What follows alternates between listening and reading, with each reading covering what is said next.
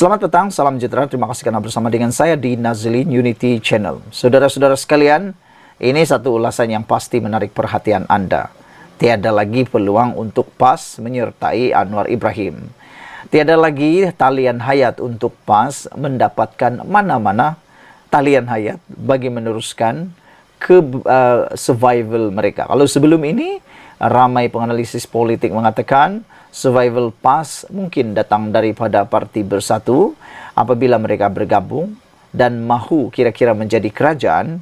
Kali ini mereka PAS sudah pernah jadi kerajaan. Dalam pimpinan Perikatan Nasional baru-baru ini, 2 tahun yang lepas, mereka sempat menjadi kerajaan. Itu mungkin kali pertama mereka benar-benar berada dalam kerajaan di Putrajaya. Namun demikian kali ini seakan-akan mereka tak akan dapat lagi peluang untuk menjadi kerajaan. Ini apabila satu ulasan daripada Sabudin amat menarik perhatian kita dan mungkin akan membuka minda Anda semua. Menurut Sabudin, PAS sudah ada Tun Mahathir. Jangan buang masa dan nak bawanya sertai kerajaan semula. Saudara-saudara sekalian, Anda masih ingat lagi bahawa sewaktu Pakatan Harapan berkuasa pada tahun 2018, Mahathir bersama dengan Pakatan Harapan. Tetapi kerana beberapa kesilapan daripada Tun Mahathir, menyebabkan Datuk Seri Anwar Ibrahim kehilangan kesempatan pada waktu itu untuk menjadi Perdana Menteri walaupun telah dijanjikan akan menjadi Perdana Menteri selepas Tun Mahathir Mohamad. Tetapi keengganan Tun Mahathir Mohamad untuk menyerahkan jawatan Perdana Menteri kepada Anwar Ibrahim pada waktu itu telah menyebabkan Anwar Ibrahim terpaksa bersabar. Dan akhirnya atas izin Tuhan Yang Maha Esa, akhirnya Anwar Ibrahim menjadi sudah Perdana Menteri dan menutup mulut para pengkritik beliau yang selalu mengejek beliau sebagai Perdana Menteri tepi, yang sekarang ini sudah menjadi Perdana Menteri, dan orang yang mengejek beliau selama ini kini pula menggantikan tempat sebagai Perdana Menteri tepi. Sekarang ini yang lebih menyedihkan kita ialah Tun Mahathir Mohamad. Berapa kali sudah beliau ke sana ke sini untuk cuba menjadi relevan semula dalam politik Malaysia. Beliau telah menubuhkan GTA, Gabungan Tanah Air, dan juga Parti Pejuang, tapi kalah teruk dalam PRU 15 baru-baru ini. Selepas itu beliau bersahabat pula dengan rakan baru beliau yang dulunya paling musuh Tun Mahathir Mohamad. Pelbagai perkara berlaku antara mereka berdua, yaitu Mahathir dan juga PAS. Tetapi dilihat sekarang ini, tiba-tiba Mahathir pula beralih arah angin kepada PAS. Oleh sebab itulah, sekiranya PAS mahu berserta dengan kerajaan sekali lagi, dikhawatiri dan dibimbangi, ia juga akan turut membawa pengaruh Tun Mahathir Mohamad. Selain daripada itu, dibimbangi juga bahawa Tun Mahathir Mohamad yang kini menjadi penasihat tidak rasmi kepada 4 buah negeri pimpinan PAS, mungkin juga akan memberi nasihat yang bertentangan dengan kehendak atau aspirasi Pakatan Harapan BN dalam kerajaan perpaduan. Jangan-jangan Tun Mahathir pula yang akan berkuasa dalam berbagai benda di dalam PAS. Itulah yang paling dikhawatiri. Saudara-saudara sekalian, menurut Sabudin, PAS sudah ada Tun Mahathir. Jadi, jangan lagi buang masa nak bawanya sertai kerajaan. Tak kira siapa yang memulakan bicara, sebarang usaha untuk membawa masuk PAS ke dalam kerajaan adalah suatu langkah yang sia-sia serta membuang masa. Tidak lama sebelum ini, veteran DAP Lim Kit Siang pernah mencadangkan agar PAS dibawa menyertai kerajaan perpaduan dengan beberapa syarat yang perlu dipatuhi terlebih dahulu. Dalam interview dengan sebuah majalah asing baru-baru ini, Datuk Seri Anwar Ibrahim pula mendedahkan bahawa beliau pernah membawa PAS menyertai kerajaan perpaduan.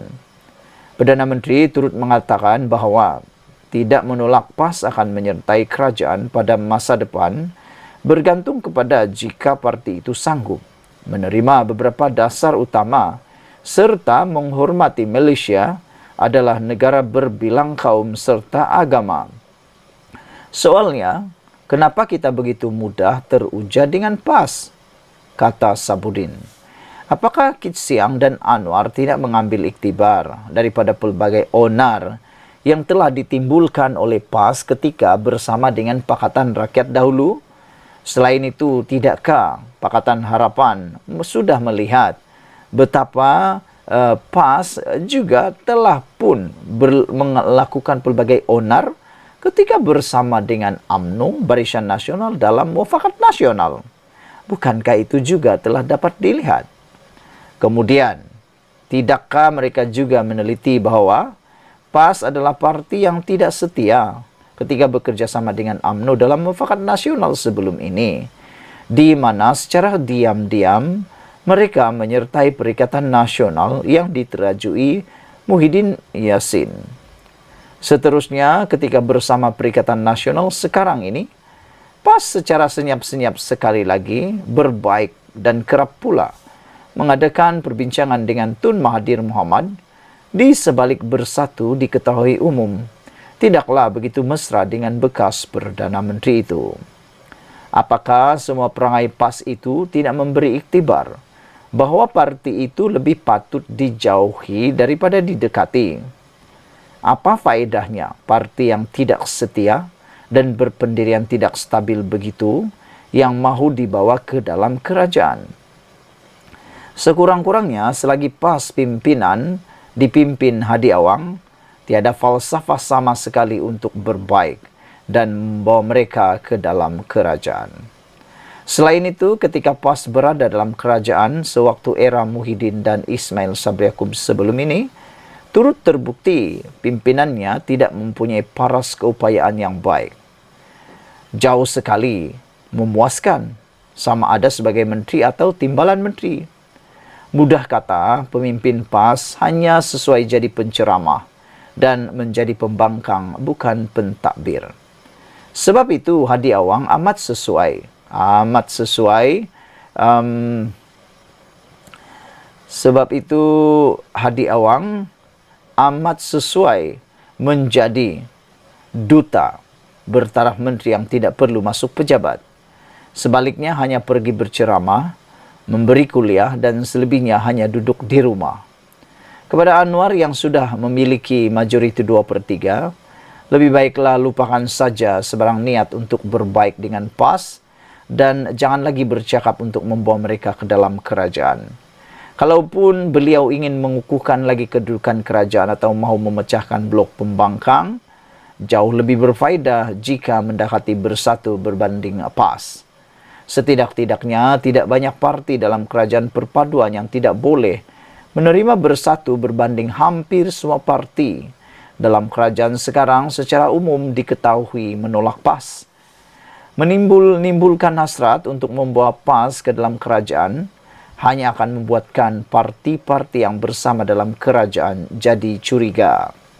Tetapi yang lebih penting, mengapa PAS perlu dijauhi ialah kerana parti itu sudah ada Tun Mahathir yang mereka lantik sebagai penasihat kepada 4 negeri yang ditakbirnya. Jadi, biarkan sajalah PAS kekal sebagai pembangkang serta timbul dan tenggelam bersama sosok yang suka khianat dan tidak berpegang kepada janji itu. Ditulis oleh Sabudin Hussein. Sekian dulu untuk kali ini. Jangan lupa tinggalkan komen Anda untuk isu kali ini. Sila tekan butang subscribe. Malaysia kita punya, kita juga sama-sama cintai Malaysiaku. Kita jumpa lagi. Bye-bye.